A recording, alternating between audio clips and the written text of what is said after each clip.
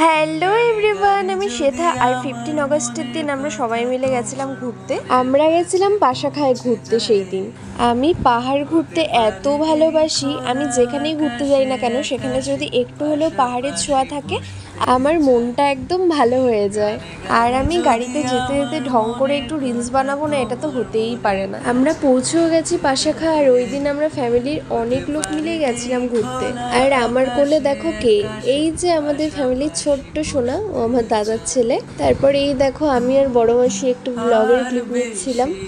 আর ছোট্ট সোনাকে দেখো, রাগ করে আছে বলে হাসছে না, মুখটা গম্ভীর করে রেখেছে। আর আমি ভিডিও করছি বলে আমার দিকে তাকিয়েই আছে। আর ওইদিকে সবাইকে দেখো, যে যার মতন ব্যস্ত, কথা বলতে, ছবি তুলতে, ভিডিও বানাতে, সবকিছু করতে। আর এইদিকে আমাকে দেখো, আমি মোমো খেতে ব্যস্ত ছিলাম। মোমো খেতে তো ভীষণ ভালোবাসি আমি। প্রথমে আমি ওখানে মোমো খেয়েছি, তারপর পাশাখার সামনে যে দোকানগুলো ছিল ওখানে গিয়ে এই ঝাল চাটনি দিয়ে আমি গরম গরম চিকেন মোমো খেয়েছি। আহা হা হা, কি ভীষণ যে টেস্টি ছিল।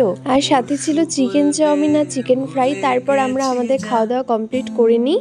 তারপর আমরা বিকেলের মধ্যে বেরিয়ে পড়ি, কারণ পাশাখা থেকে আলিপুরদুয়ারে আসতে 1.5 ঘন্টার মতন লাগে সময়। আর বাড়ি ফেরার পথে আমাদের আলিপুরদুয়ারে মোস্ট ফেমাস চপ ডিয়ারামের, সেখান থেকে মোচার চপ আর চা খেয়েছিলাম সবাই মিলে। ওখান থেকে একটু ঝালমুড়িও খেয়েছিলাম। তারপর আমরা বাড়িতে চলে আসি। তো এই ছিল আজকে একটা ছোট্ট ব্লগ, আশা করি তোমাদের অনেক ভালো লাগবে। টাটা।